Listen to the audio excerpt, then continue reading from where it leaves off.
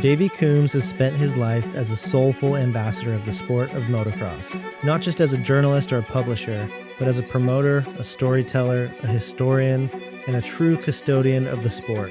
From his family's deep roots in shaping events like Loretta Lynn's and the Pro Motocross Championship to founding Racer X Illustrated, Davey's influence has helped shape the very foundation of modern motocross. He's seen the evolution of bikes, riders, and media firsthand, from the days of print magazines to digital platforms and global broadcasts. But at his core, Davey remains what he's always been, a passionate rider and a fan who's never stopped believing in the magic of the sport. This was an amazing conversation with one of the most important voices in motocross, Davey Coombs. Now let's dive in. I want to take a moment to talk about my absolute favorite gear brand. I got my first set of Fox gear when I was learning to ride in 1998. Not just because it looked cool, but because it meant something to me. That Fox head was more than just a logo. It was an identity. All these years later, I'm still wearing Fox, and it still means just as much. For 50 years, Fox Racing has been chasing the edge, pushing the limits of what's possible with moto gear. From past legends to the next generation of riders, Fox has never stopped evolving. And through it all, the mission has always stayed the same: build the most advanced gear on the planet for those bold enough to push beyond the limit. I've been part of this journey since I was a kid, and I'm proud to still fly the Fox head. Go check out the latest gear at foxracing.com.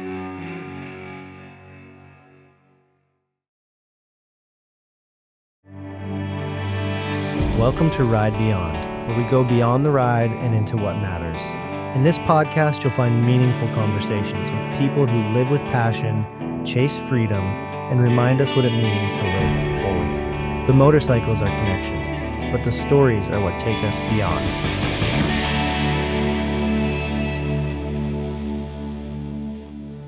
Well, there was a parade going on in Morgantown last night. Do you know what that was? I was downtown and there's like a huge parade going on. Let me think what the date is. No idea. And maybe something for the high school or something. I don't know. Maybe one of them's having or county fair or homecomings. Maybe the county fair. Well, that would have been in August. Yeah. Yeah. But yeah, really cool town, man. It feels like sacred ground around here a little bit for motocross. Like it's all by accident. Yeah. Yeah. Like the High Point Nationals here. Racer X is here. You know, you live here. I feel like, I don't know, it kind of feels like you and your family are like the beating heart of this sport. I can't imagine a bigger ambassador for the sport of motocross. Oh, well, thank you. How did you and your family first get involved with the sport? So my dad, long before I was born, had a little passion for motorcycles. He had a Triumph Bonneville in the 60s. But he did a bunch of odd jobs because he was a musician. He had a coal mine. When I say coal mine, I mean like him and a buddy had a pickup truck that they'd sawed the cab off of and had a donkey and, backed into a hole and carved out coal for, people to use for heat out in Booth, West Virginia. And it was still like that in the 60s here. But he painted houses, went to school, sold vacuum cleaners door to door. But then he saw the movie On a Sunday. And like an entire generation of future motorcycle riders, motorcycle entrepreneurs, he fell in love with the sport, took his Bonneville and traded it in for a coffin tank Mako and started racing motocross. But he was a little old at that point. He's like 36, 37. And there was not much of the thing like pro motocross at the time. I think that Mike Goodwin had only just done the first Super Bowl of motocross. And so he figured out that he was never going to make money racing. But maybe if he put on races, if he helped out at the racetrack, he could race for free. My mom would help out with registration, concession stand, scoring. And pretty soon my brother and sister and I, who were each, 20 months apart, Irish triplets, I guess, we were the little, work crew, picking up garbage, helping flag, whatever it took. And he just grew it from there. And he, like anyone who got into the business in the early 70s. It was right place, right time, 10,000 hours of hard work and just being lucky.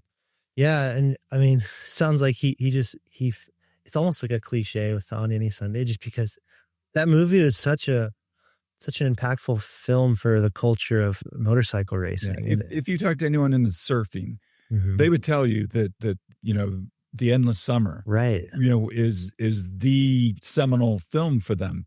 The irony, or maybe the coincidence, is that Bruce Brown made both of those, right, and literally defined the future of surfing and the future of motorcycling. It looks very, antiquated, because it was a long, long time ago, and things have, evolved so quickly over the last 50 years. It's a snapshot of the way we were and the way we wanted to be. Yeah, it's aspirational. Yeah, so your dad had this love from On Any Sunday and got into riding just because he really enjoyed it. But obviously, getting into this later in life, you're not going to make a career as a professional rider. Not at that age. But he wasn't that good. Yeah, totally. But he did have a pro license, and he did give it a shot. Yeah. So he'd got pretty good. Yeah, he was pro license. I don't know that back then that they necessarily had 250A, 250B, 250 limited, whatever. It was a 250, in the open class. And, in the big goal was to race in the national when it came to town. Well, no nationals were coming to town in West Virginia. So Dad, literally in his third year, went to the AMA and said, hey, I want to hold one of these outdoor nationals. And it ended up being the Appalachia Lake National on May 4th, 1974. And we were up and running from there. We've had a national every year ever since. So it wasn't at High Point initially? High Point didn't exist. And that's kind of a funny story too. Dad's first track, there was a little place called Lozelle Union that he helped out at, which is over like the Mason-Dixon line between Pennsylvania and West Virginia. Then he went to Appalachia Lake, which was a country western music venue with a stock car track. Stock car by dirt, 3/8 mile. And the guy's like, yeah, I'll let you build a motocross track over the hill. And that worked until that gentleman forgot to pay taxes for a few years. And so he went away. Dad had to go find another track, and that became Kaiser's Ridge or Appalachia Highlands in Maryland. And that was the first big mistake my dad made. He went and looked at it. He was desperate because, the IRS took Appalachian Lake away from the owner. And he didn't know what to do. And he started driving around. He found this farm not far away, but it was up on top of a, pretty windy step, we'll call it. And but it was beautiful. He thought this would be a great place for a track, but he didn't take a shovel with him. And he didn't know that underneath the snow and the permafrost, it was all rock. So that lasted the better part of 3 or 4 months. And it was clear that it wasn't going to work out. But there was this family, these two brothers, Jack and Carol Holbert, who between them had 5 boys that all raced. And they were like, hey, Dave, we got a farm in Mount Morris, Pennsylvania. The kids have a little track on it. Come out and have a look. Maybe you could build something out of that. And he went out and 2 weeks later had the first amateur race at High Point Raceway. Dude, what an incredible piece of land for a track. I got my butt kicked at High Point because I came from the West Coast and I grew up riding hard packed tracks. And I came to High Point. It was one of my first nationals that I was trying as a privateer. It just kicked my butt, dude. The hills and the ruts and man, it was a new experience. It's a challenging track. Well, you're in good company because that was also the track that Seth Enslow, who was a guest a while back. Yeah. He came one year and I got him my CR 125 to enter the 125 National as a wild card. And he was good, but he was not disciplined and he crashed on the first lap of both the heat race and the LCQ. That's so and that was funny. that, but it was pretty cool. I'm the one person who sponsored Seth for motocross races. That's amazing. I didn't know that. Yeah. I love that. Dude, it's really cool too. You gave me a little tour around the office here and just talking about how long you guys have been here and how long you guys have been in the sport. And how your family started, with this love of moto and kind of fell into this role of promoting events. And Mm. when you look back over the decades now, like, and the impact you guys have had on the sport, do you ever think about that? And like, what does that mean to you? It can be overwhelming sometimes, but only in the sense that, I've been at this for longer than my dad. He died in 1998. And by then I had several careers as, a journalist, as a publisher, as a, frustrated privateer, as a TV reporter.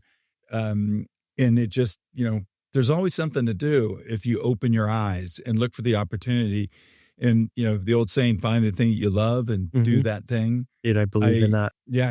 I'm going to have a big birthday coming up here. And it doesn't feel like I'm going to be that age. 40, right? No, I'm going to be 60. I know. I'm just joking. And yeah, I wish I could say that. But I will say about my mom, I always tell people, she's a certain age going on 39. She's just forever young and, still goes to the races every weekend. That was the thing that her and dad and the whole family shared was the races. So after he passed, it was rough on her for a while. But she realized that she had this giant extended family at every local race, at every GNCC, at every pro motocross event, and obviously at Loretta Lynn's. And, the thing about Loretta's is dad passed on August 3rd, 1998, which was the first day of Loretta Lynn's that year. Oh, wow. And we were already there at the track, and we just got on with it because we knew that he was sick. He was dealing with leukemia and a heart issue and had a bone marrow transplant that went sideways. The show must go on, I guess. But in this case, it was the race. That race is almost like in honor of him each year, Yeah. Yeah. And we he used to say things like, everybody deserves a championship experience. The rider, the little sister, the mom and dad, the grandma, the granddad, and we try really hard to give them that.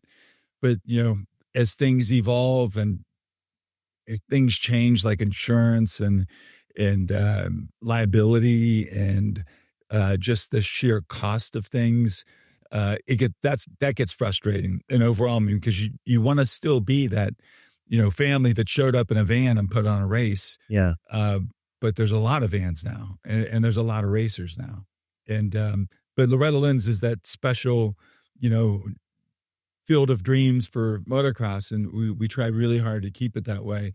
And with the exception of having to do a couple pro nationals during COVID, it just sits there all year long. No one can rent it. No one can ride it. We don't do any other events. We don't let people intro bikes there or anything because that is the way dad wanted it. That's the way he planned it. Makes it special, man. Yeah. And it makes it fair.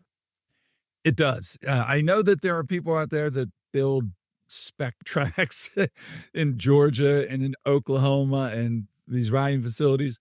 And, some years they're in for a big change. Some years they're in for a surprise. But I didn't know that people did that. Oh, That's yeah. wild. Yeah. They go GPS it and they get really good, contractors and the, people that go build them, and those guys shall remain nameless. But if you're in we'll call it the amateur industrial motocross complex. That's a good way to put it. Where those practice Loretta Lynn's tracks are. And I wish that weren't the case, but I don't know how you prevent that. I mean, there was a big scandal last year when Star Racing had the Anaheim 1 track built at, the farm in Florida. And to me, need to not release the track layouts until you get there. But that's the chicken and the egg conundrum. So how do you know what ticket you want when you go to purchase your Anaheim tickets if you don't know what the track looks like? And as a fan, it's kind of fun to like when RacerX posts the track preview. It's it's really cool to kind of see what's coming up. Yeah. Yeah. So you can't blame someone who is so heavily invested, whether it's Star Racing or one of these practice facilities, for deciding to invest in something like that. But the thing you can never replicate is the repetitions, the traffic on the track at Loretta Lynn's. It is the most dynamic, difficult, hard to understand track. And anyone who goes there the first time, the moment you look at it, you think, that's not much, or that doesn't look that complicated, or I could jump that. But what you don't understand is by the end of the next day, there's going to be 65cc lines, 85cc lines, 125cc lines, all the way up to the 450 Pro Sport or 250 Pro Sport.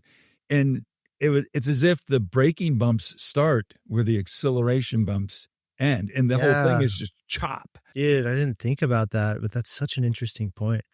And what I love about Loretta is it's such a special event because it's like, it is the proving grounds for amateurs. It's like, I mean, especially before the days of like the futures racing and stuff, like that was like the premier event that like you worked all year. You traveled the country just to qualify before even being able to get the opportunity to go there.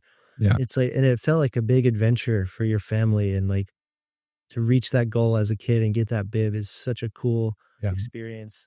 I've said it before. I think the Loretta Lynn's bib is your diploma. Yeah, dude, that's such a cool way to put it. Amateur motocross. I never got that diploma. To your point though about how it's changed, we were the ones that were pushing for the Moto Combines, SMX Next, SX Futures, and it was actually my friend Ryan Holiday, who was the manager of Kawasaki Team Green, who came to us, and he had worked here before. He a WVU graduate, lived in Morgantown, grew up in District 5. His dad was the local referee. And he went to work first for the AMA, and then, came to us, and then went to California to work for Kawasaki. And he said, when I go to Loretta Lynn's, I really want to watch all of the A-class motos and the 250B and the schoolboy. But there's so many other things that you have to do for every rider that you really don't get that one-on-one time. And he said, maybe you get a bad draw, or, you don't really get to know the athlete. And he said, if you look at how they do it in Europe, and credit to MXGP, their EMX series is really good.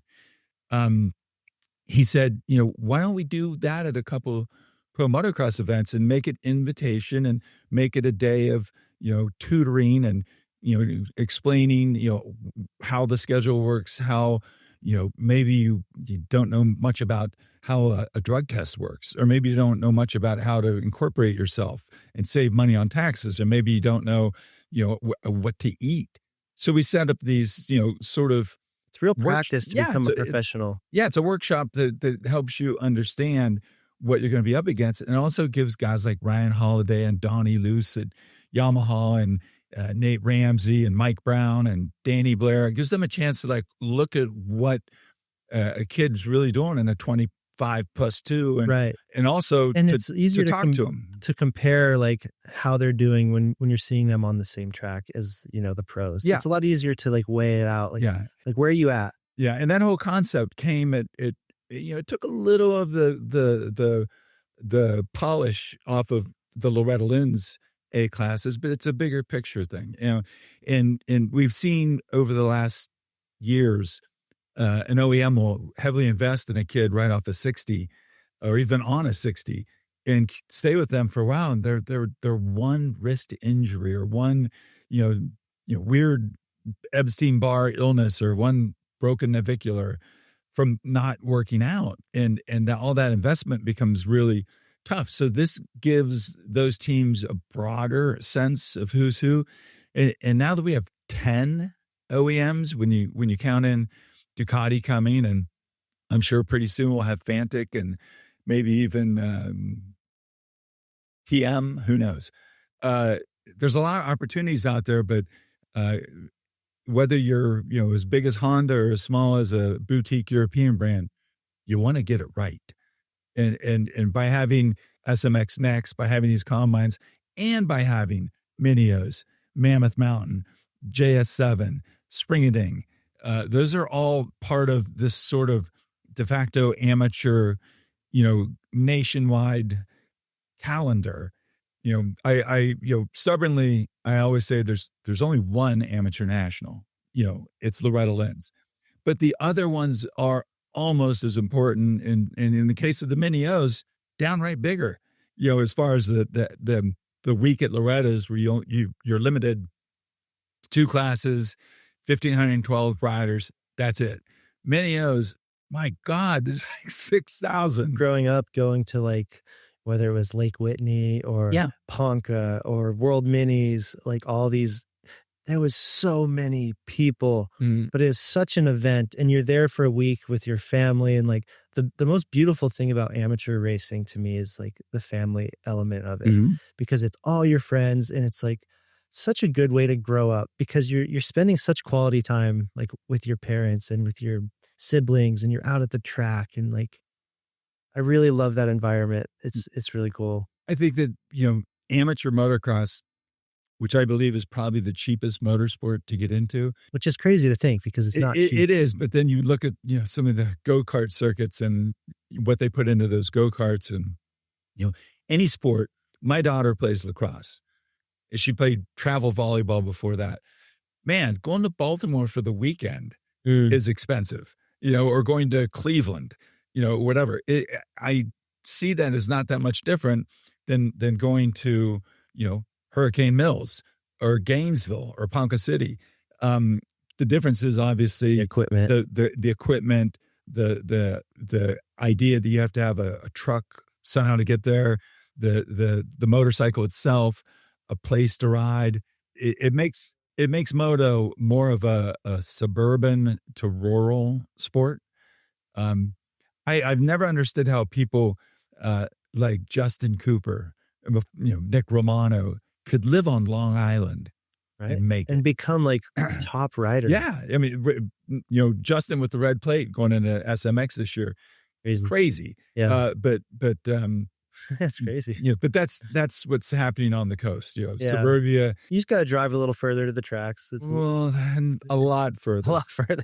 I'll give you a little history lesson. When the Japanese got involved in the late 60s, early 70s in moto, the American market exploded, in large part because of the movie On Any Sunday, as we discussed. And the nearest port that they could get to was Long Beach. So as a result, a lot of the motocross industry kind of grew up out there, because you had all the OEMs that were, up and coming, whereas Husqvarna was in Ohio, Mako was in New Jersey, Penton was in Ohio, CZ, who knows?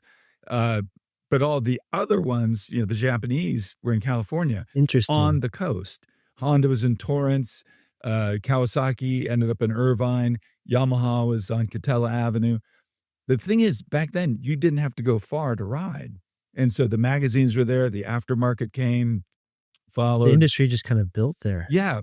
But now, anybody who lives in Torrance, my God, it probably takes mission, man. 2.5, 3 hours to get out the 91 to get to Glen Helen. Yeah. I lived in Huntington Beach for a couple of years, like when I was working in the industry out there, and like just the drive to get to Lake Paula, man, it's an all day mission.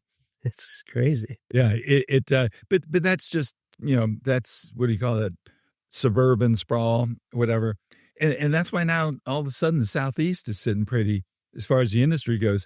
At the event this past weekend, all the Honda brass were up from, around Atlanta or wherever the new Honda headquarters are. Yamaha obviously has set up shop. It's been cool to see the industry kind of branch out of Southern California. Yeah. And I've been waiting for it forever, but not that I'm pulling against California. I from the first time I ever visited California to now, I still love and enjoy it. I still want to live there. It's a great place to spend a week or two, but I can only handle so much of I was thinking about that driving around West Virginia yesterday, and like hanging out in your town last night. I'm like, this is a really nice place. Like it feels very homey. I could see why you would want to be here. It's very nice. Yeah. Well, Morgantown is a special place. We're practically in the north. In fact, the Mason-Dixon line is sort of the demarcation. It's about 3 miles from where we're sitting. And High Point is about 500 yards from that. But it's a college town. It's beautiful. There's all kinds of places to ride. And ironically, this is funny. a lot of the mechanics in the pro paddock now have direct ties to Morgantown. Because the guy that I grew up riding with, although he was younger than me, but when he started riding, named Scotty Atkins, became a mechanic for the original Star Racing. He got Star, I think their first win with Ryan Seitz, and even was the mechanic for Christophe Pourcel. Oh, wow. When he won his last national at Unadilla. And but he decided the road wasn't for him. And so he decided to open a mechanic school. And he thought it'd be cool, like instead of having to go to MMI or one of those big, motorcycle industry deals where you learn how to work on everything from a Harley to a four-wheeler, he was like, I'm going to fast track people how to work on a dirt bike to get it ready for motocross and supercross. So Pro SXMX Tech is here. And the last time we spoke, he had 22 mechanics placed in pro motocross, including Christian, who's Jet Lawrence's mechanic, who's working on his upteenth title. But he was in Morgantown. And a lot of those guys were. Next time you go to an event, take a straw poll and just ask, and you'd be really surprised. And we take great pride in that because it was literally accidental. Scotty was a privateer who worked in a hospital, who became a mechanic, put a shingle out, opened a business, and lo and behold, it worked.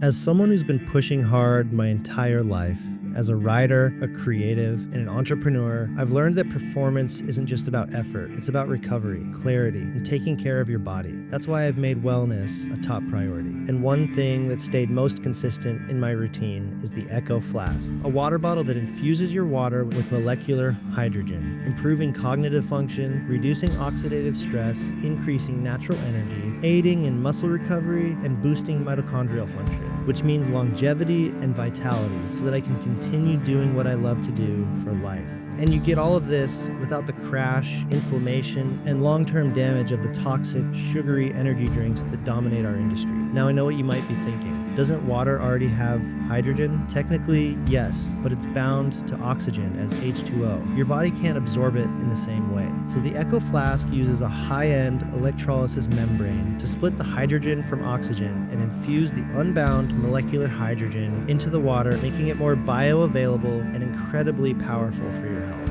This isn't woo-woo stuff. It's science, with over 1,500 studies behind it and more than 20 years of research. It's been a game changer for me. And if you care about longevity and performing at your best, this is completely worth it. Grab your Echo Flask now at echowater.com/ridebeyond and receive a special discount just for listeners of this show. That's echowater.com/RIDEBYND.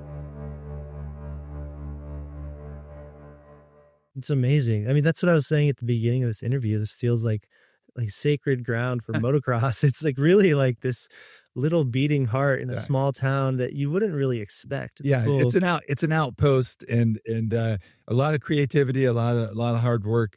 But it's a clean, well-lit place for motocross. Yeah. And I love that you're not located in like the main mecca of the industry, because you have your own environment, your own inspiration. And even with the magazine, you guys kind of have, this is your territory. This is your home where you work and find inspiration. Yeah. My philosophy was always, let's consider the racetrack our office. Let's be at as many races as we can. And that's why we have this diaspora where Jason Wygant lives in Charlotte. He moved there because you had family, he was starting a family, but also, he was, at the time, Charlotte was the big hub for television in those pre-Peacock, pre-NBC, days. And he didn't know where his career path was going to go. I'm so super proud of him. I can't even explain it. Yeah. Cause he started out working at Racer X. He started out flagging at Kawasaki Race of Champions, Englishtown, Raceway Park, and worked his way over to Morgantown to be the PR guy for GNCC ATV racing. Wow. I met him on a phone call, DMXS radio. He called in, and apparently I offered him a job, but I did not realize that. I think I said, stop by sometime. He's like, yeah, I'll come work for you. Yeah, he stopped by, and now he's the voice of this whole thing. Yeah, and it's wonderful and easily the one of the hardest working people, but easily one of the smartest people, and certainly one of the most enthusiastic people I've ever known. And if people knew how much stuff he did when he wasn't on TV, it's mind-boggling. But he's a true fan who found a place, found a voice. It just happened to be as the voice. Well, yeah, you can tell that he's a true fan because he truly knows the sport, and you can feel that passion and enthusiasm. I think that's the only way you do a good job at doing that. Yeah. I find that with anyone who's like a commentator. I talked to Kristen Beat yesterday, and she's also very talented, but you can just tell, like, these people who are good at that job, you have to like live and breathe. And you have to have a lot of confidence. You know, when I first did that in 1993, they literally just stuck the microphone in my hand. It said, "Yeah, we need someone for the Southwick National. Can you go?" And I was like, I've never announced or done anything. And I was going for Cycle News and Inside Motocross, the old Axo magazine. And I said, no, I just can't do it. And they said, we'll give you $500. And I'm like, I'm there. Yeah. And it just kept going for 10 years. That's cool. And for Weege, I think it was also sort of that right place, right time. But, you know, back to Morgantown, Scott Wallenberg's our publisher. He actually lives in Boise, Idaho. David Langren is our creative director. He lives in Laguna Beach. Simon is, you know, our senior photo guy. He has lived everywhere from Irvine and Ranchos, Santa Fe, or wherever, up there by Oakley, and Boise. And, you know, I always tell people it was my dream to start a magazine and stay in Morgantown, West Virginia, not necessarily anyone else's dream. And we just lost one of our designers and gave him a huge send-off because we're so proud of him. But Garrett Holliday just went from here to work at Renan, which is Pete Fox's company in Indianapolis. And I was like, dude, thank you for spending a few years with us. Your family, you're always welcome back. But if I'd have been a 24-year-old, you know, right out of college artist and Pete Fox called me, right, I'd have been gone. Yeah. I wouldn't even have put my noted. I'd have just said, hey, I got to go. Yeah. It's understandable. But it's Morgantown is not for everyone, but it's certainly for me and my family. Man, you've been involved with this sport for most of your life. For decades now, and there's been a massive change in the sport over the years and evolution. What stands out to you most with how the sport has evolved over the years? Oh, wow. Man, that's a big question. I love personally being one of those people, and I know this is a cliche. I grew up seeing one race a year on television, the USGP from Carlsbad. I'd sucker my friends in the neighborhood into making a bet. Who do you want? They'd say Roger DeCoster. Who do you want? They'd say Brad Lackey. And I'd be like, okay, I'll take Garrett Woolsink. And I won every year for 5 years because the race was held 6 months earlier and they didn't read Motocross Action or Cycle News. The fact that we have literally every race on live on television or streaming now, no one could have foresaw the media wave that would come, but thank God we caught it. And I mean that as the sport in general. And you know, when I'm home from a race on a weekend, I'll watch MXGP Saturday and Sunday. I'll watch GNCC. I'll catch up on stuff that I missed that are our own things. And now, like with 24. Title 24 with Ricky and RV, with Race Day Live, with all the podcasts that Steve Mathis is doing, and Danny Blair, and Lewis Phillips, and Kellen Brower, and it's you can get into your comfortable sport / space and stay in it for a while. Yeah. Sure, there's some fringe elements that make it kind of odd. Yeah. I didn't know I was such an asshole, but being that comes with the territory. I was going to say that's just a tear off. Yeah, when you get so deeply embedded into something that's so big, like you're going to have that's going to happen. Yeah, but I work my hardest every day and I work my best every day. And I think that the fact that, now very proud of the fact that we've made this great new project with Feld that is the Super Motocross World Championship. We've had our detente with Infront and are now working together on various events, including the Motocross of Nations for the first time. It's a huge bucket list thing for me and my sister and my brother and my mom. Never would have guessed that, the Motocross of Nations coming to America would go through Morgantown. And it's great. And the working as Ricky's partner on the RCSX and still doing the magazine and still doing the website and still living in Morgantown, West Virginia. I'll take it. Yeah, dude, that's amazing. And speaking of the evolution, like not only the media coverage just becoming so incredible compared to what it used to be, but you referenced the new format and combining Supercross and motocross. And motocross used to be a very separate thing. It was two separate series. It was kind of two separate disciplines. They were almost working like against each other in a way. And now you guys decided to join forces. What was the thought behind that and the inspiration? Well, and what were those conversations like behind the scenes? Well, for the longest time, there was that sort of rivalry, competitiveness.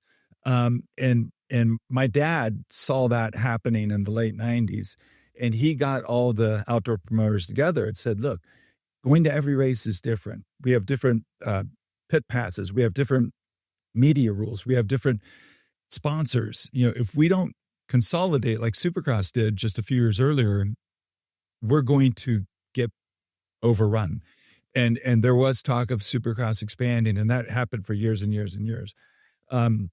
He knew, and after he passed, we knew that the OEMs really still wanted a viable motocross championship, a viable amateur championship like Loretta Lynn's, a viable off-road series like GNCC, because that's where they sold the bikes. Yeah, that's what people are doing. Supercross was super sexy. It was downtown. It was a Saturday night, but no one was going to go buy a Honda, a Yamaha, a KTM the next week and ride it in that same stadium, because that stadium was now doing something else. Not to mention, like 99% of riders can't ride those tracks to begin with. Yeah, I wish everyone listening, watching, could one day take a walk around a Supercross track, because they've evolved to the point where they are so gnarly. And I always make the joke with Dave Prater and Mike Muir that the greatest halftime show in the world would be to like pick 10 random people out of the stands and say, you've got 10 seconds to get through the whoops on this 450. And if you do, just keep riding right out the door. The bike is yours. Yeah. That's awesome. But if you don't, next man up. The tracks have gotten gnarly, and you don't realize it because it's kind of a slow progression. But then when you look back at like a video from like 1995, when I was like, wow, when I was racing Supercross, different. It was so much more like outdoors now.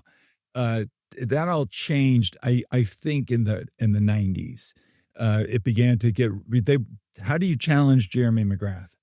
Well, everything you throw at him is making him better, because no one has ever been that talented on a motorcycle. And in chasing Jeremy, they kind of redefined what a track would look like. And it's obviously the massive paradigm shift to four strokes has made a difference. And the international influx of talent. I had this conversation recently with someone like, why all of a sudden are all these international guys able to just show up and compete? And, everyone's doing the scrub, and everyone's doing, the things that Jet's doing and the things that Hayden's starting to do. And it's because the world is such a smaller place. And a kid in Australia, Cole Davies in New Zealand, is watching every race, studying every video. None of this is a surprise to anyone anymore. And then you see a guy who comes to it late, and just a little too late, like Jorge Prado, and you see the struggle, and it's like, he that's a whole different story. As Mathis would say, Prado Corner. Yeah, I am working on a magazine feature about Jorge Prado's 2025, and the working title is Season in Hell. But anyway, and that's another thing that has changed is the international complexion of what we do, and the fact that half the field in any given pro motocross race, especially in the 450 class, are not from the USA. So cool. And we love that. So back to the conversations and whatnot, Feld, after Kenneth Feld bought it, was really thinking about expanding, but Kenneth, I don't think, knew the space very well. But as he learned it, he warmed, I believe, him and his daughters to the idea that, hey, maybe this grassroots series is, essential to this, and maybe we should, slow down and instead say, here, let's help one another. That's cool. So right before the 2020 Daytona Supercross, Dave Prater, Mike Mewey, and Todd Genro came to Daytona International Speedway and had a meeting with my sister and I and Tim Cotter, and said, hey, we get it now that we'll probably need to, we might help each other more than hurt each other because we've been doing this for so long and nothing's changed. And maybe if we work together, something will change. And thank God that we had that meeting and decided to work together, because 1 week later, the whole world shut down with COVID. Oh, that was right. Literally that Friday we had our meeting. The next Friday, they canceled the Indianapolis Supercross after having built the track. Not a single motorcycle rode on that track. They pulled the plug, and that was that. But I always say that's the most expensive track no one ever rode on. and I know Dave Prater has a framed picture of it in his office. Oh, wow. Just to look at, That's you should have gone out there for one lap. And, anyway, but we started working together and made it through COVID together, kept all the teams intact. When they realized that they weren't going to be able to complete the Supercross series, the last 7 rounds until well into summer, we backed up. We worked together. Yeah, we gave them a chance to get it done because we knew what they knew, and that is, as long as there was a championship, no matter what it looked like, it would probably keep all the teams intact, and it did. Basically, but for one, which was Geico. What do you mean Honda. Keep the teams intact? Like they could lose sponsorship. If you lose a sponsorship with a major team, it doesn't come back very easily. And Geico Honda is the perfect example. Yeah. That was already on its way to happening. They'd been together for like 15 years, I want to say. But, all those guys landed on their feet. And one day I need to do a feature about that last team because think about it now. Jet and Hunter Lawrence, Joe Shimoda, right, Chase Sexton, all of the lines that go back to that Geico factory connection. Yeah, how does a lineup like that go under? That's crazy. And because that's what happens when you lose the main sponsor. Yeah. And plus, I think that maybe Ziggy and Jeff Myshak had enough of it. And Ziggy's gotten only recently really back into it with Ducati, but Jeff hasn't. But they, wherever they are, should be super proud of the fact that they built one of the greatest juggernaut supercross motocross teams of all time. And you're seeing it in the results right now. Yeah. I never thought about how, COVID was obviously inconvenient for the entire world, but I never thought about that it was kind of a risk for the sport. Like if you guys hadn't have teamed up as these 2 different series and worked together to figure out that weird year or 2, I didn't think about the teams kind of collapsing, and the sport would have had a rough time. It was an existential threat to everything that everyone had built. And and it was because of that. And this is where you get into the, other conversations that had a huge relevance to where we are now.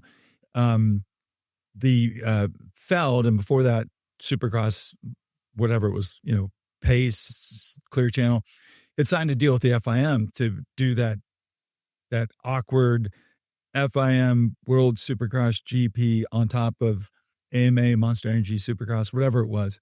And that had finally run its course. And Feld decided that there was enough comfort that they could focus on an AMA sanction which is what we wanted because we were tired of seeing every other year a guy get pulled out of pro motocross because he failed a drug test in Supercross for something as silly as Some silly not stuff. having a TUE for Adderall. Yeah, which, exactly. Which ruined the end of James Stewart's career. What happened to Brock Tickle? What happened to Kate Clayson? What happened so to messed Christian up. Craig? It was we were over it. The confusion with sound, the confusion with leaded gas, and when we decided, Feld decided that they weren't going to renew that, and we started kicking around the idea of some combined TV package that would in turn, instead of having two separate seasons, one Supercross, one motocross, what if we had one TV package? Everything was on, and then we ended with this SMX playoff, and some kind of tournament, some kind of Super Bowl at the end, like every other sport, right? Yeah, and that in turn opened the door for the FIM to go find another Supercross partner. So that's where that comes from. But everyone thinks that SMX was a some kind of play against World Supercross. It didn't exist when we got together with Feld. It came out of it ultimately, and good for them. More chances for more riders to continue racing, to get a payday. That's awesome. And as a fan, it's so fun because like now that the outdoor series is over, we're not going into this big break. Like we have this fun new series. We're going back into the stadiums, and it's like a whole new thing to look forward to. And what are these tracks going to be like? Like who's going to take home the money? And it's really fun to watch as a fan. It is, and it's busy as a promoter, a mechanic, a rider, an industry guy who works out of an OGO bag. But it's made us all real busy. And then you add in, like I said, the Motocross of Nations this year, and there's still the Paris Supercross, there's still the AUS-X Open and all that stuff. I'm of the opinion, race as much as you can, race for as long as you can. That was advice I gave David Pingree a long time ago. Yeah, I mean, take advantage of the window that you have to do this. Because you'll regret it otherwise. And you see so many people come back from retirement. I mean, even Filthy Phil came back and raced Canadian Nationals this year, and it became a champion. It's cool to see. But I think that speaks to a even bigger idea, or a bigger shared enthusiasm that once you're in the industry, once you're a part of this carousel that goes around week to week, you never want to get off it.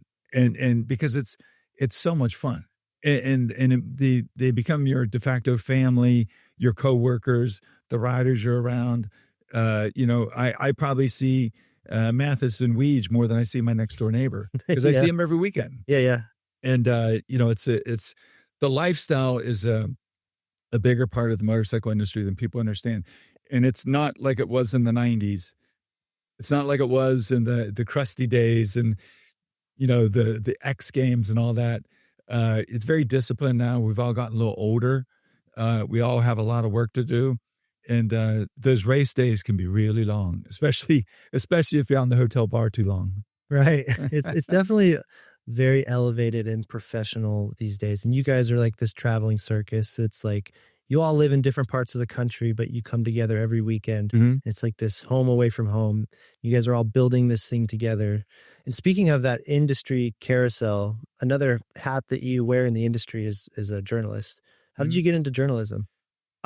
Well, I have a huge history and literature geek nature. I grew up reading, a lot. I want to give a shout out to my amazing sponsor, Rider Justice. There's a lot stacked against us as riders. The unpredictable things that can happen out on the road, and there's a general negative perception of motorcyclists in the courts when something unfortunate happens. Thankfully, there's someone out there who's been fighting for us, like really fighting for over 25 years. And that's Scott O'Sullivan of Rider Justice. Scott is not just a lawyer, he's an advocate for riders. The kind who shows up to rallies, sits on nonprofit boards, gives free legal advice to riders in need, and truly fights for our rights.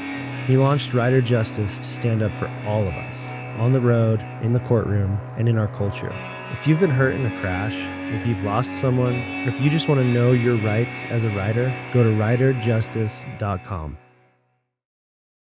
You showed me in the Racer X office some old posters that your mom made from a print factory. Did she have any influence on your interest in this? Yeah, I thought I was going to be a school teacher from a very early age because my mom and dad were also school teachers. But when my dad got into hosting events, my mom was working at a print shop. And when I say print shop, I mean like the Copycat, the local place that had the one Xerox machine that you could go print something. And what she would do is work all day.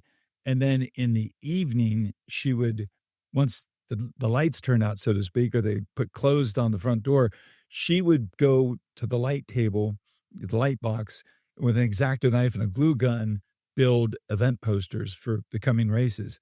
And I was the days of Photoshop. Yeah, I was usually there with her at her feet because I was, 5, 6 years old. And, like I said, I learned how to read early on because I wanted to know how Heikki Mikkola did in the world championships. I wanted to read all the dirt bike and popular cycling and modern cycle, all the magazines of the day. And it just evolved from there. And then when my dad, my sister was doing sort of press releases for my dad, but then she went to college. And so the job turned to me. So I'm in the 8th grade writing press releases, for local races and local newspaper. And one day, my dad took one of my stories, unbeknownst to me, and sent it to a local newspaper in Maryland called Cycling East, which was run by this couple named Stan and Dorothy Miles. And like a month later, I got a check for $32. And my dad's like, you're on your way. Nice. That's cool. I mean, I didn't get cut off, but I kind of got, pushed in that direction. So I raced and turned pro, had a cup of coffee in the 125 class, as they say, but knew I would be better off in college because the guys that I was racing with, on 100s and 125s were suddenly winning supercrosses like Ron Lachine and Eddie Warren. And I was like, yeah, this is not for me. I always, raced, for as long as I could before I got too busy to, not get hurt. But I kept writing, and pretty soon I was writing for Cycle News and Dirt Rider. There's a way to stay involved without having to be the rider. Yeah. Well, but I was doing racing GNCC, racing local big money races, whatever. But I found that I liked that better. And it turned into a newspaper. I started doing event programs for our races.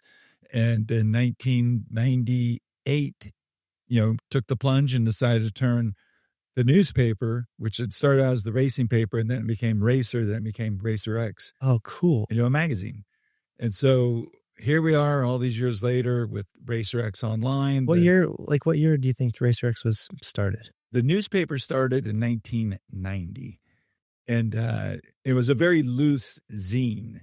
It was a zine was a thing like your local music scene, and someone would put together a newspaper with a lot of misspelled words and bad photography and goofy art.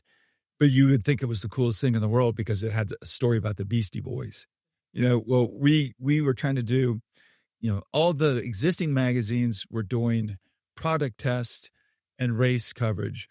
We wanted to do lifestyle coverage. We wanted to do it about road trips and talk about someone's journey and talk about, going to these far off races and far off places. And dude, I can resonate so much with that. That's that was the goal with our publication when we were. Yeah. And before that, Big Brother and Ken Block's Blunt snowboard magazine, so cool. Those things, were huge to me. And I really wanted to build a glossy lifestyle magazine, and it worked. That's cool. And it helped bring a few others along because there was MX Racer, and that's when we were still a newspaper. There was Transworld Motocross. There was several others I don't remember. It's crazy that you guys have had this longevity. Like all these decades later, the magazine business is tough, dude. It's Like really it's a tough. grind, and it's harder now more than ever. I did it myself for 12 years, and we were just a quarterly publication. Mhm. You guys are doing this every month for decades, and I don't know how you do it. And it's funny that the magazine's kind of become the legacy piece.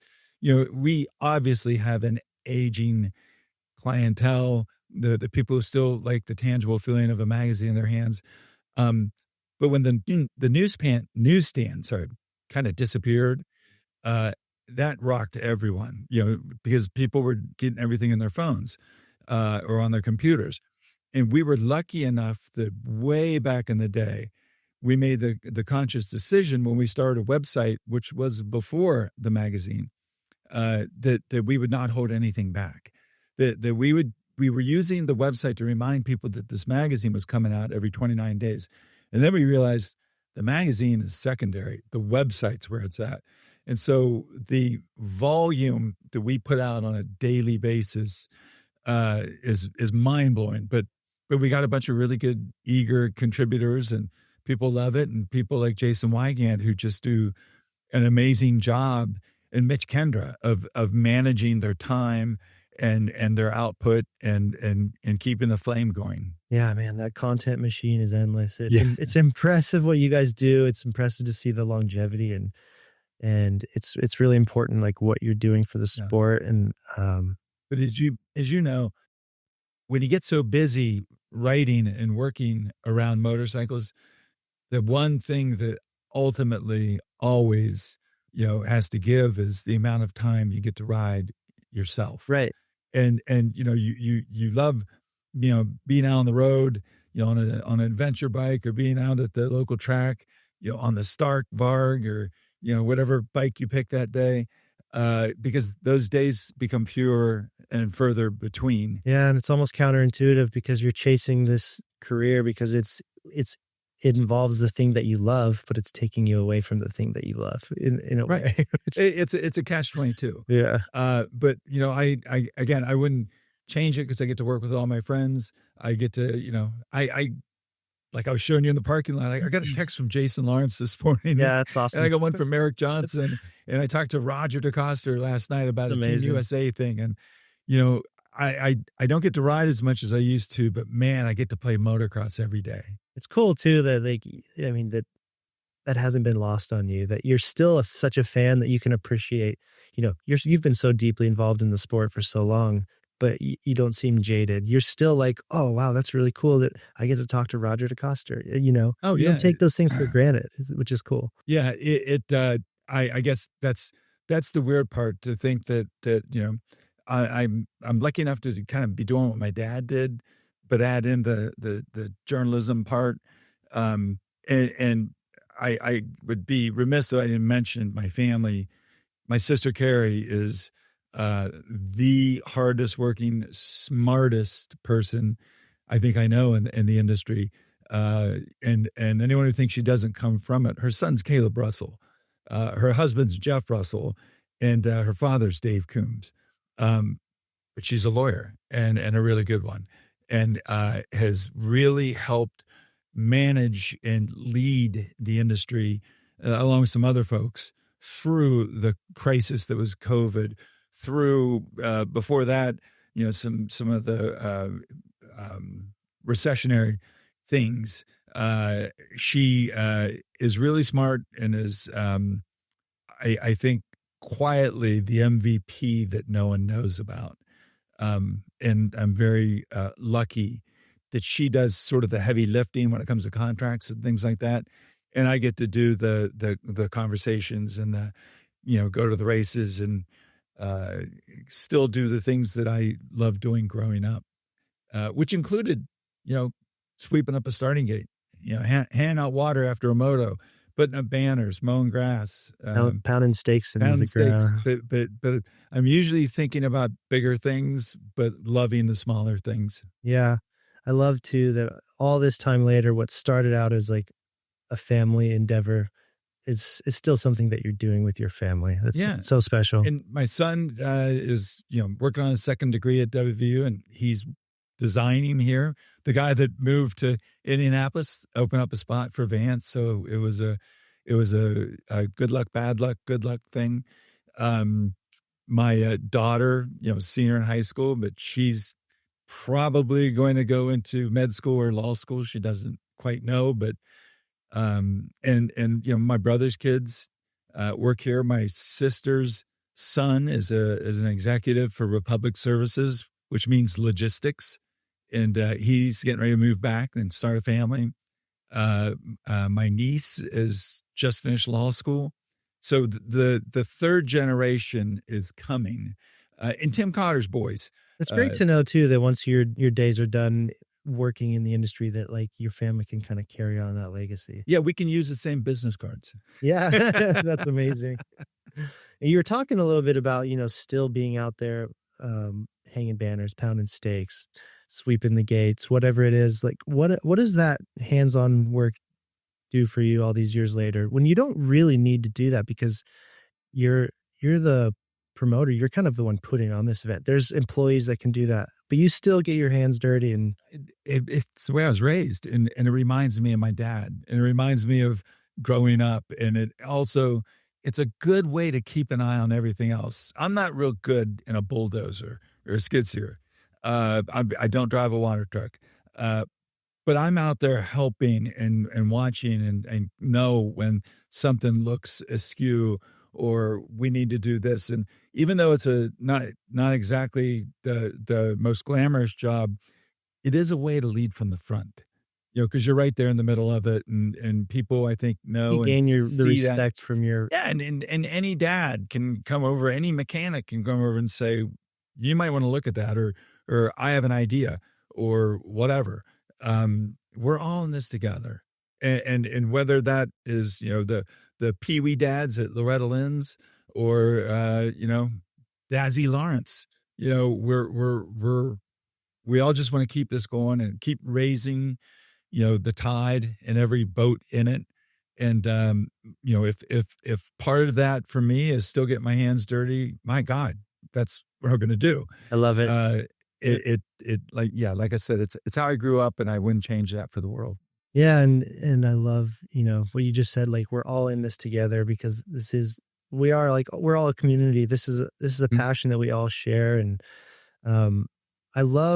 what I love about your personality, at least what I know about you, is that no matter how far you've made it in this sport, you've remained grounded, and like, you remember people's names. You make time for people. You made time for me today in the middle of the SMX series. And like, but you made time for me on your way to see Letitia Klein. Yeah, right.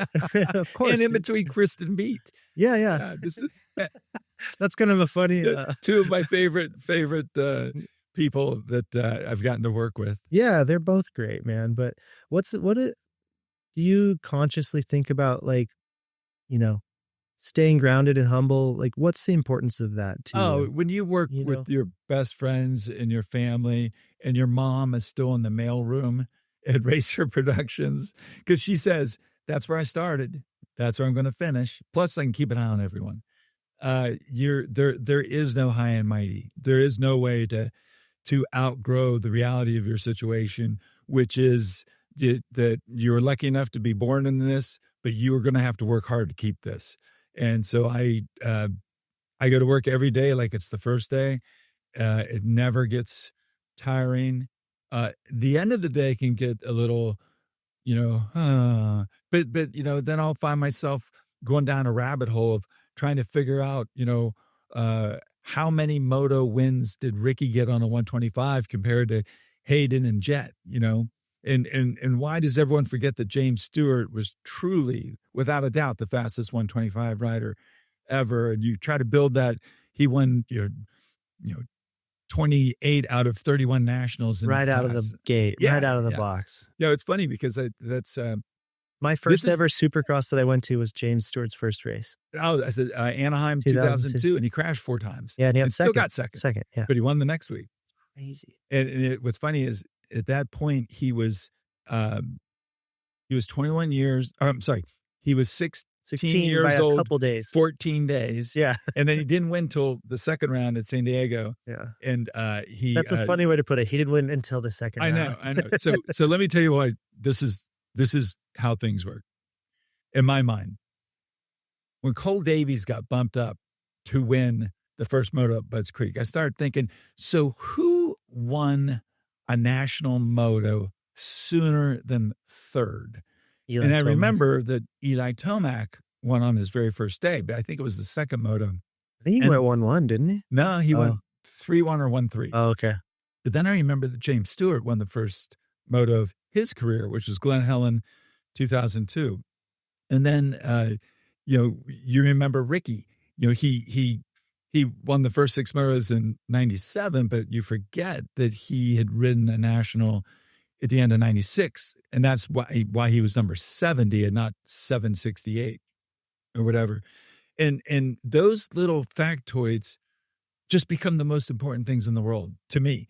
Cause I'm like, I'm going to find this. I'm going to pull this out of, and then what do you do with it? Yeah. You move to the next one, and I've seen you've kind of incorporated that too into Racer X, because you have like these archives of like results. Oh yeah. You guys document all that stuff so you can reference it, and that's really cool. It's fun that way. And, I have crunched the Loretta Lynn's numbers so many times and try to come up with little things. Like we had 3 titles from Wyoming this year, which is just crazy to think because there'd hardly been anyone from Wyoming. Yeah. And, or how many different, divisions were won or what happened to the kid in the Pee Wee class, or whatever. And, I can go back, compare that to the first year, when Colin Edwards was in the Pee Wee class or all the years since. So, I have a mind for trivia and minutia when it comes to moto. But I'm also a huge World War I and World War II buff and go to a lot of battlefields when I'm traveling and you like history. Yeah. And you're just applying that love of history to your sport. Yeah, exactly. And the plan is when this is all over to teach school. I want to be a junior high and high school history teacher so I can just kind of complete the circle and do what my mom and dad did. That's incredible. I feel like you're so passionate about the sport because you lived it yourself as a racer. You grew up racing and eventually becoming like a privateer and living that privateer life. Mm. What was that period of life like for you? It was rough because the only people that would sponsor me was KTM. And dude, that's more than a lot of people. I know, but I need to qualify this because the KTM of 1985 was not the KTM of today. Right. And they had just come out with the 125 and because at the time KTM was located, KTM America in Ohio. And the people up there, Rod Bush, who was from West Virginia, Mike Rosso, John Penton, God rest his soul, they knew that I was a local kid that was pretty good and could do both off-road and moto. And so they helped me with a couple bikes. But the rest, I was the second KTM rider to score points in 125 Supercross. My high water mark was 9th at Daytona. That's really good, man. I know, but that was it. That's actually really impressive. Yeah. I was the last guy. Have a top 10 finish in a Supercross. Yeah, but I was the last guy to not get lapped that day. Eddie Warren almost lapped me. And he was a guy that I had beaten a couple times on mini bikes. So that's when I knew it was time to, I don't know. The fact that you could like qualify for Supercross main event, get top 10 and not get lapped. Like that's pretty impressive to me. Thank God it was Daytona. It was a long track. Yeah. That's hilarious. But no, I mean, I loved it. And I'll be honest with you, my goal as a pro was not to get in the top 10 in Supercross. My goal was to go race in Europe. I grew up reading about Mikola and Roger DeCoster and Charles LaFalta and all that. And I just had this romantic idea in my mind of what it'd be like to go over and, race and get on a podium and get a wreath and a bottle of champagne and all that. And I ended up getting a race in Europe a few times. And a hard cross in Vienna, I in fact got to be on the podium. Wow. Briefly. That's incredible.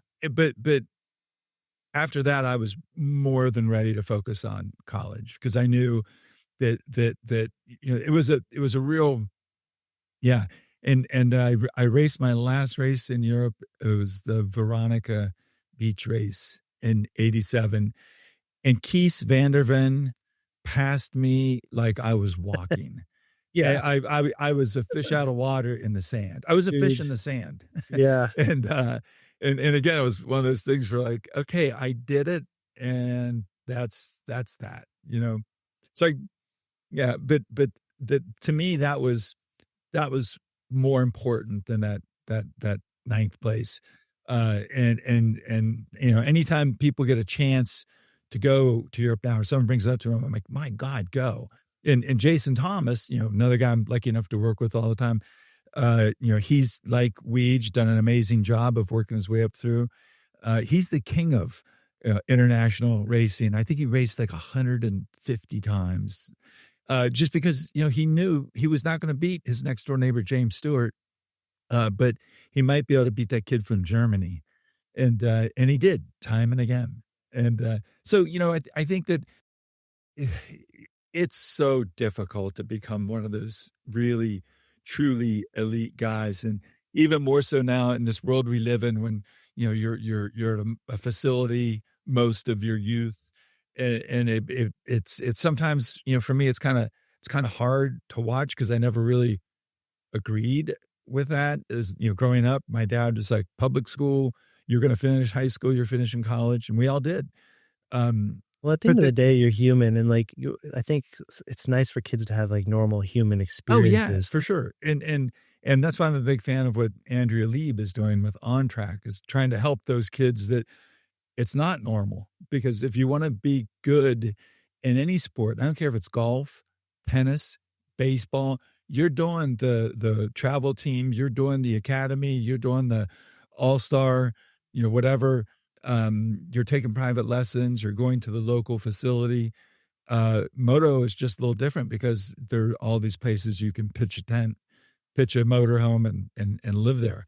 And that makes it hard, I think, on the sisters, on the brothers that don't race. It's a family sacrifice. It's a huge family sacrifice. And that's the thing I wish was different. I wish we could figure out a way to build a brick and mortar school in Cairo, Georgia, and have everyone go to it that is in that area. But yeah, then what do you do about the kids in Oklahoma or Texas? Yeah, you'd have to have a whole network of schools around the country. Yeah, but at least it's school, and it's something. So that's cool, and it's like a form of community that they might be missing out on otherwise, like what Lieb is doing. Yeah, yeah, and that's the cool thing, at Loretta Lynn's. And I always say about Loretta Lynn's, it'll be 45 years old next year, the event. And for two generations of kids in America, it has nothing to do with music. You say Loretta Lynn, they don't think coal miner's daughter. They think long, hot summer, getting my ticket, getting my bib, whatever. And as a result, and they keep going back, and then they bring their kids back, like Duff and the Ways and Bobby Fitch and all these. Man. I grew up in Colorado. That's a blast from the past. Yeah, all these second, third generation riders are there, and so in that regard, Loretta Lynn's becomes like this part reunion, part summer vacation, part homecoming, part summer camp, and of course the biggest amateur motocross race in the world. But it's so much more than just that. And we know a responsibility comes with that. And we try really hard to satisfy that responsibility. You feel like your appreciation for the sport and what it takes, and particularly for privateers and the struggle, come from your firsthand experience living that life? Because I feel like you do have like a big respect for the privateers and what they.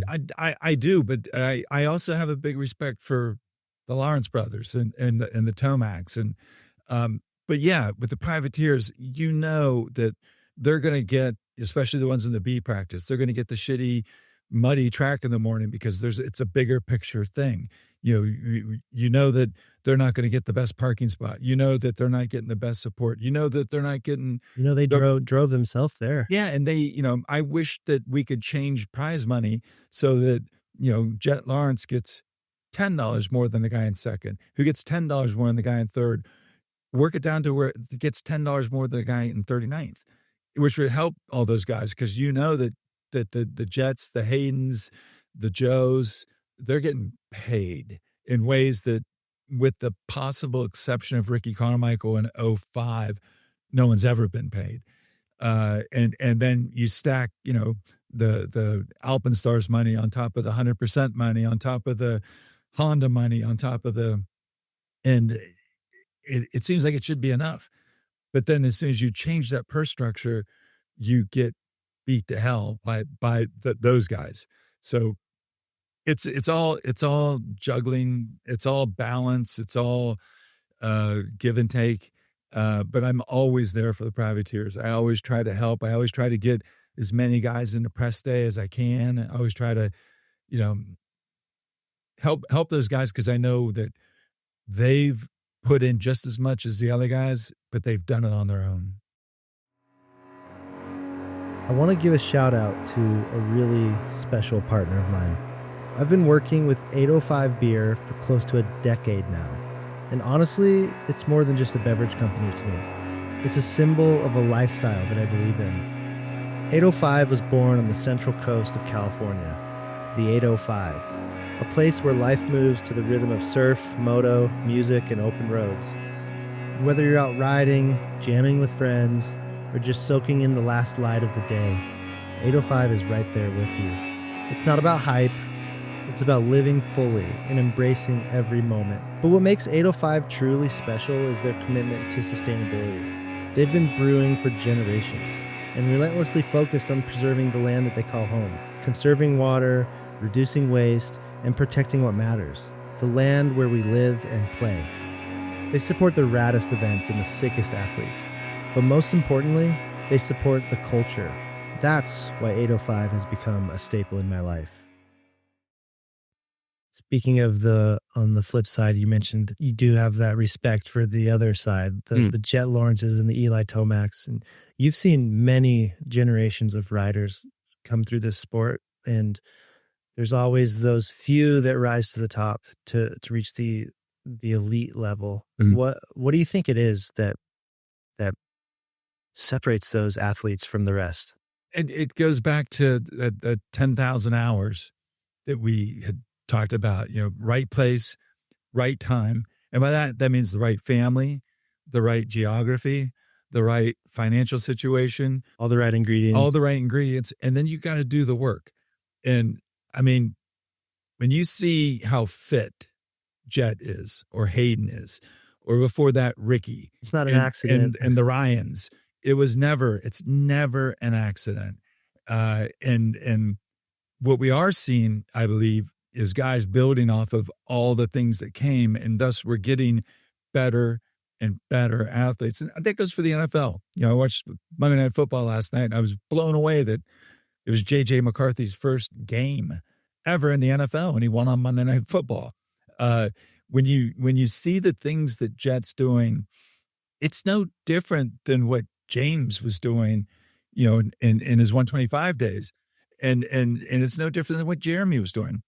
Watching Jet Lawrence is like watching either an inspired Jean-Michel Bayle or a taller Jeremy McGrath. It doesn't get any better. And someone with the work ethic of Ricky Carmichael. It's like once a generation, there's somebody that comes in and completely reshapes the way you think about how to ride a motorcycle. Yeah, and I could watch Jet all day, just as I was lucky enough to have a front row seat for all of Jeremy's wins. After James Stewart, I grew up in the James Stewart era, mm-hmm. and I never thought I would be able to say again that I think that's the most talented rider to ever ride a dirt bike. Like James, to me, that's forever him. And now I watch Jet, I'm like, Jet might be the best rider to ever ride a dirt bike. I can't believe it. Well, the numbers are there. The eyeball test is there. But I do think that whether you're a baseball player and the pre segregation days or the whenever Babe Ruth was, playing with a bunch of white guys, and that was it, but he was playing the competition he had, and he was that much better than anyone else. And then, whether it was Bob Hanna in the 70s, Ricky Johnson, David Bailey in the 80s, Jeremy in the 90s, Ricky in the 00s, the Ryans, Eli, and now Jet, yes, they've all gotten better with every generation, but relatively speaking, Jet has a lot of luxuries that Bob Hanna did not have. He has equipment that Bob Hanna did not have. He has training knowledge. He has footage. He has telemetry. He has, all these things that, a motorcycle comes with now, but that doesn't change the fact that he's doing stuff no one else is doing.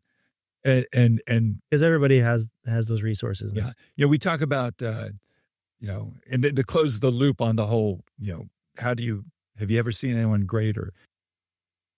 The trick that Jeremy McGrath brought to the sport that a lot of people kind of forget about, he brought his BMX background. And if you watch any Supercross from 1993 or 4 back, you see guys launching the triples, launching the tabletop, getting up in the air, backsideing it.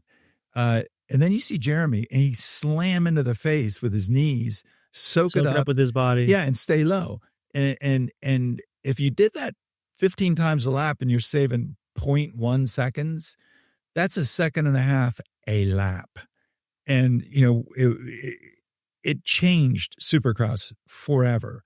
Yeah. Not what James did, not what Ricky did, not what Jet and Hayden are going to do, but what Jeremy McGrath did made it a different sport.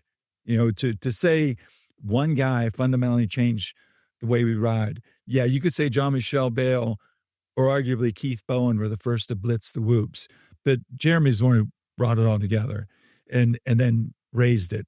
And it's just done nothing but raise. With James, it was technique. With Ricky, it was work. With the Ryans, it was a combination of learning how to ride a 4-stroke and applying previous disciplines and skill sets. Now with Jet, we're seeing someone who's never been on a 2-stroke. And it's almost like Jet. It's like a different approach to like the line choice and tracks and like how to attack the track in a different way. The way he's jumping through things. He rides above the track. He looks like he's dancing. Yeah. And I don't mean that as a pun to the fact that he was a break dancer growing up. He literally, you watch him and he's like, it's almost like he's got a tune in his head and he's thinking about where he's going to bounce this or bounce that. I don't know if you saw that.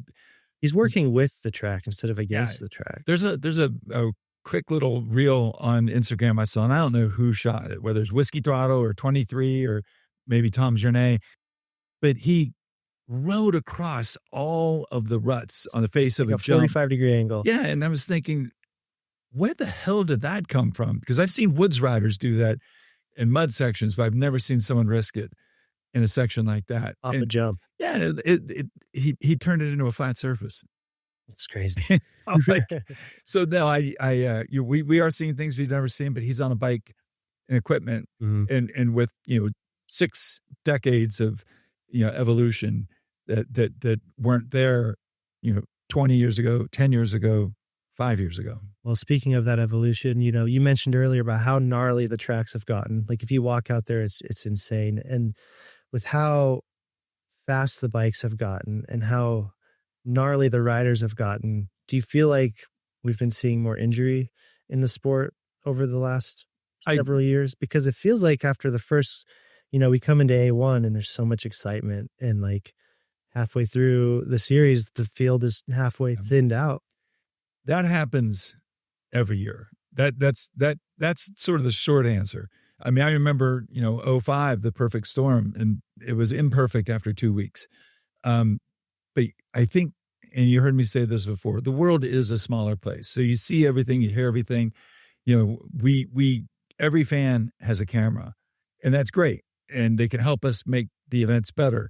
But people will shoot things out of context and be like, oh, where's the flagman? Well, the flagman's looking the other way because they're not flagging that section. and all those things like that. But what we do have now, we have the most powerful bikes we've ever had. We have guys riding more aggressively than they ever have. The hardest tracks we've ever had. The hardest tracks we've ever had. And let me throw this at you. The scoop tires are not doing us any favors as far as the ruts, I don't want to say making the tracks more dangerous. They're making the tracks more complicated. They're digging in so much. And so why are we using scoop tires? Well, because they get a better start off the grades. Well, why are we using grades? Well, they want that. And you just keep going back and back and back to what is the root of the problem. And, can you really just blame it on a tire? Or can you blame it on, the length of the schedule? Or can you blame it on the way these guys are training? Aaron Plessinger's had a long year, not because of injury, but because of illness. And what is his training situation like? What is his body like? There's always going to be a rough patch, and it feels like we are in one right now, unfortunately. A lot of people are trying to think of a lot of ways to change it. Hard because everything, it's like we talked about earlier, everything is a sacrifice. Like if you change one thing, there's a give and take with something else. So. Yeah. Every action has an equal and opposite reaction. And we know that. And, how do you fix it? I'm not sure that there's any single answer, but there's a lot of people that are putting a lot of thought into it and talking about ways to mitigate injuries. Whether there are more now or not is irrelevant. We should always be thinking more about safety. Yeah. What does the future of motocross and supercross look like in your eyes? Like what's the coming decade going to look like? Is there going to be any major evolutions or? And a lot of it depends on the economy. We're lucky to have come out of COVID super strong. If you remember how things were after the recession in 2009, 2010, that was a rough patch for the sport.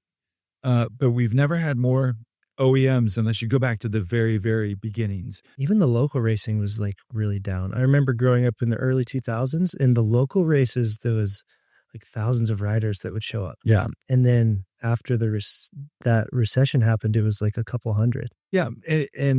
But tracks are open every day somewhere. People do a lot more adventure riding than they did before as people get older. A lot of people spend their time practicing, just riding for fun, doing track days as compared to competing, because I think everyone's attention span has changed because of phones, because of Netflix, because of a la carte on-demand sports and everything. The idea of going to the local track and sitting around for 7 or 8 hours so you could do a practice and 2 motos is not conducive to the way people live their lives now.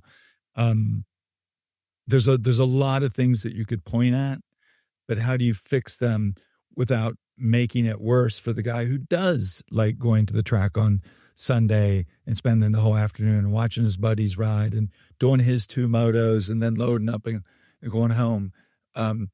Kids spend a lot of time on their phones. And it's been that way, especially since COVID, because we all became our own little sort of universe, with social media, with the way, we were all socially distancing and whatnot. We've bounced back well in Supercross and Pro Motocross, but the local level, not so much. But we did have more entries or more people try and qualify for Loretta Lynn's this year than all but 1 year before, 2004. The sport feels big right now. Yeah. And feels so like we're in a boom at the moment. So I think the future is really good. And we have 2 ascendant stars that are made for television. I can't wait for the next 5 years. The looming battle. Yeah. I've been calling it. I can't wait. And it's not just Jet and Hayden, but Chase Sexton's still young. There are guys coming up that are really good. Joe Shimoda, I think, is he needs that one confidence building win and look out.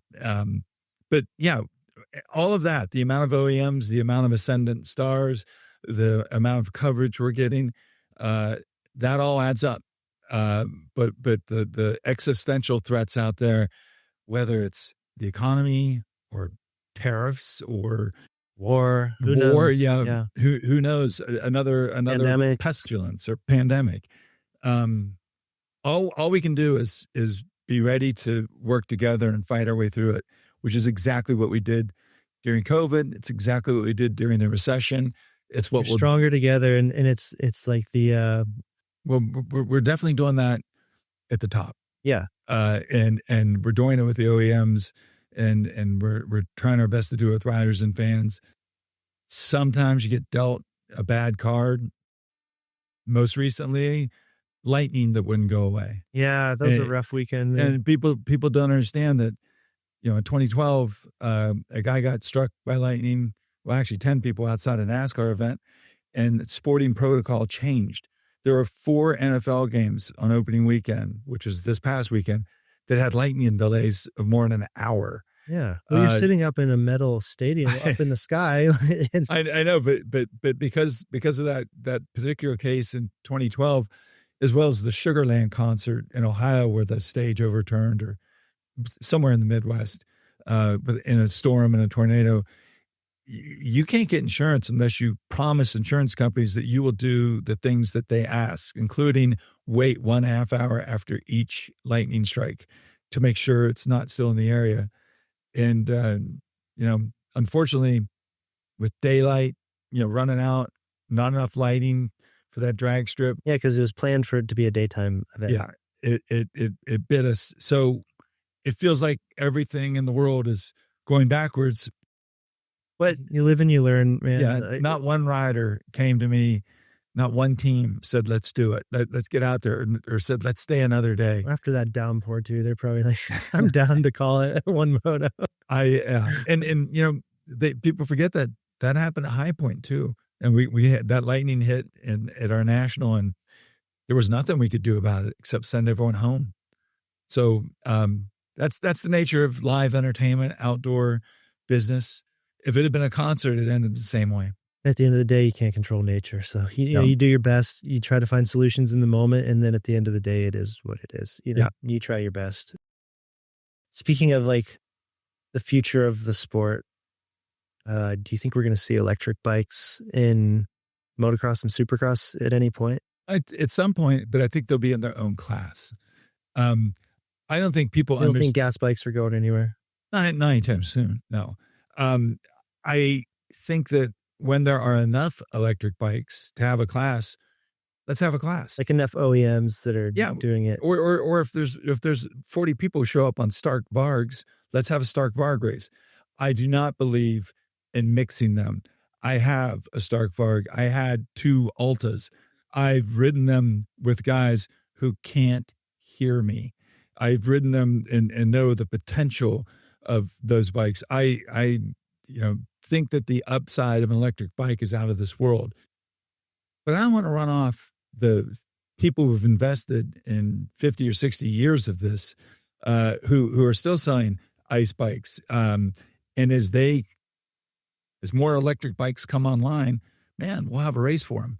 But I just, don't think that anyone understands how difficult it is to race at a high stakes level alongside someone you can't hear or see. If you think, let's see how Vince Freeze does on it. What's he racing? He's going to do some World Supercross apparently on it.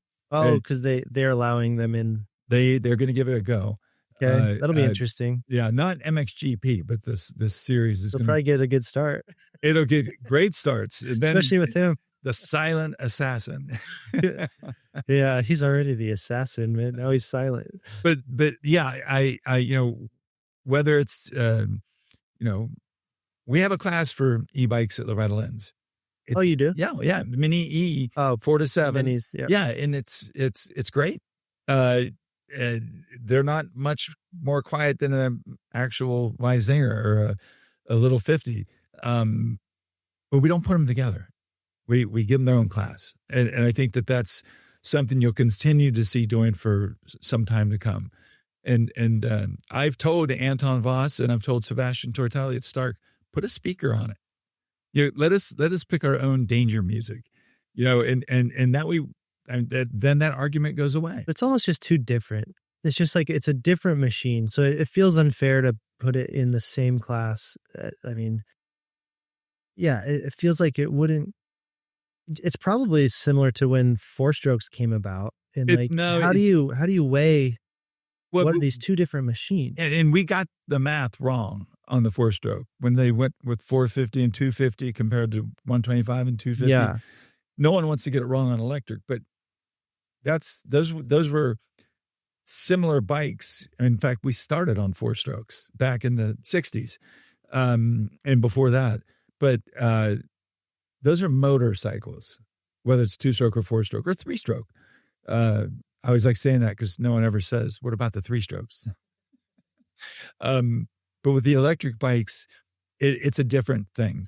You're not going to see an electric car on the grid at the Indy 500. You're not going to see an electric car in NASCAR. Formula One. But they have classes for them. There's Moto E GP or whatever they call it. But I know that there's a lot of impatience on behalf of the electric bike crowd to get excitement, get them to Anaheim. But Anaheim wasn't built for the electric bikes. Eventually there'll be room for them, but for now, the foundation of Monster Energy Supercross is built on the existing manufacturers and technology that we have. And I don't see that changing anytime soon. I like that you guys are open-minded though, to be like, when we reach a point where, enough companies are either making these or there's enough riders to have a class that we could consider a separate class. And being open to the changing times, I think, is important as well. So yeah. And the thing is, anyone who's ridden an electric bike, and I'm sure they're epic. They're amazing. Yeah. They're fun. You can ride places that you couldn't otherwise. But all that said, that doesn't mean we should park our existing two strokes and four strokes. It doesn't mean they're obsolete. And it doesn't mean they're fair. And a Stark Varg on the full setting, rip your arms off. Mm-hmm. It's an impressive, it's crazy thing, but it's a different thing.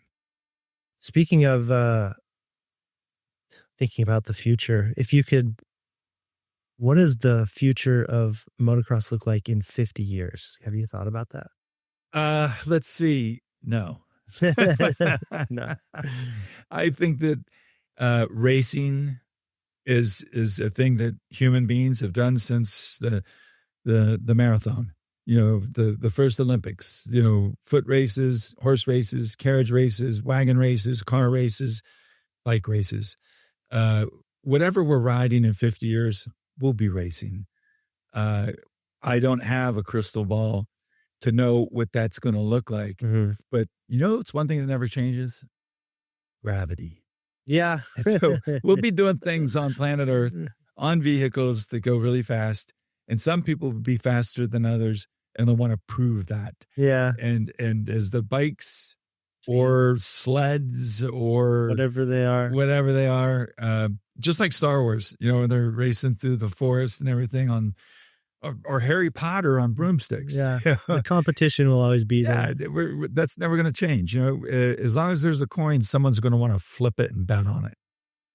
You've been at this a long time, which has been a common theme of this conversation. What's your secret to longevity in this sport? Just do the work, and contribute. Don't just take.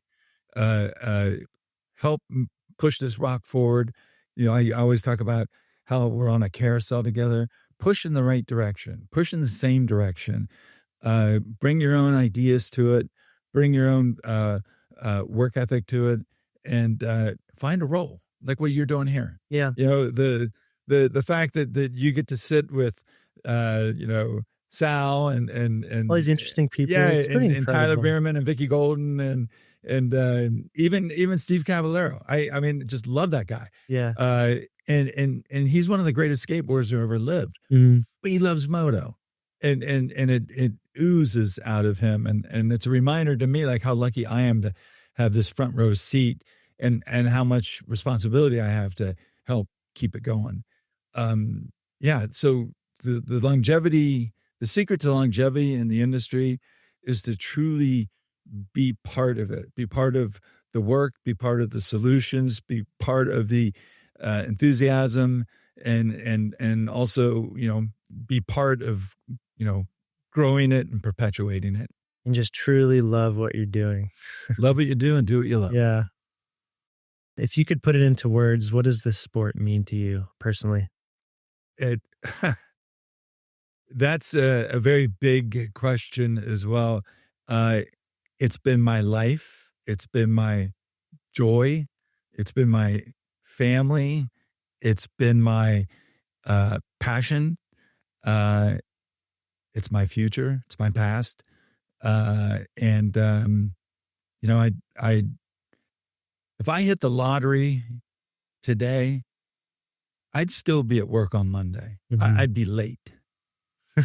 But I'd be here because I love what I do, and I'm going to keep doing what I love. And so I guess it means everything to me. Yeah.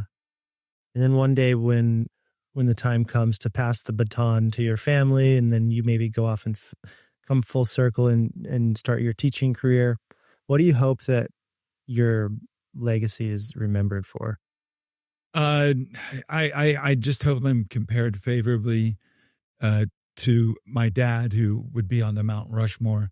I don't think I belong up there with him, but I want people to know, I would want people to have the same joy, passion, understanding of the history, and also the herewithal to, punch the clock, do the work, because I am still driving a pickup truck. I am still, doing all the little things that need done because, everyone deserves a championship experience. You're still that kid pounding steaks on the side of the track. Hey, it beats mine and coal. And I'm from West Virginia, so I know what that means. Yeah. So, well, dude, I really appreciate you giving me a little insight into your life and a peek behind the scenes at Racer X and sharing some of your time with me. Always up for a good bench race. Yeah. So, good. All right. Cheers, brother. Thank you so much. All right. I appreciate you. Foreign Rider is my favorite apparel brand, hands down. Founded by my friend Ralph Dunning, a pioneer in the apparel industry with over 30 years of experience, he built this company for people like us, riders, explorers, creators, and those who live active lives and need gear that can keep up. When I'm training, I wear the Odyssey collection. It keeps me cool, dry, and performing better for longer. When I'm traveling or just relaxing at home, the Solace collection is my go-to for unmatched comfort. But the real standout for me is the Merino base layers. They keep you warm, dry, and feeling perfect under a waxed canvas jacket for those cooler rides.